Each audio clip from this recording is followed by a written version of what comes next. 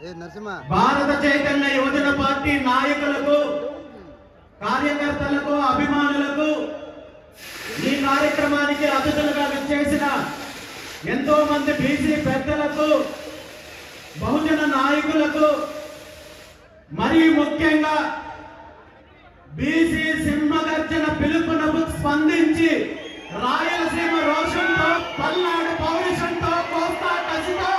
ఉత్తరాంధ్ర ఉప్పెనల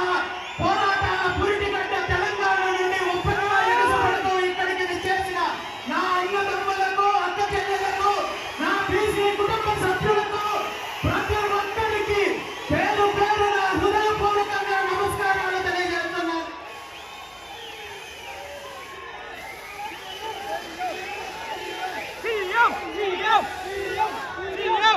అదేవిధంగా ఈ కార్యక్రమానికి సహకరిస్తున్న పోలీస్ సిబ్బందికి, మీడియా సిబ్బందికి, సాంస్కృతిక కార్యక్రమాల్లో పాల్గొన్న ప్రతి ఒక్కరికి కూడా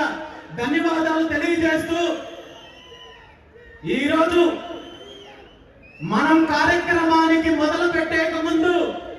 మొట్టమొదటిసారిగా వేదిక మీదున్న అనేక మంది కులదేవులతో పాటు బీసీల యొక్క అభ్యున్నతికి, బహుజనుల యొక్క అభివృద్ధికి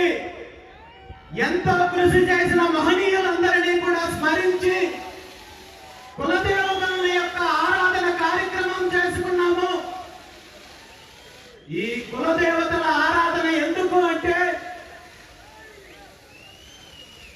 వృత్తుల ఆధారంగా ఏర్పడిన కులాల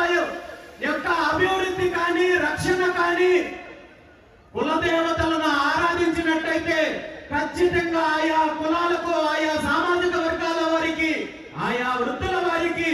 రక్షణ ఉంటుంది, అభివృద్ధి ఉంటుందని మన పెద్దలు చెప్తారు, మన శాస్త్రాలు చెప్తాయి. అదే వాస్తవం కాబట్టి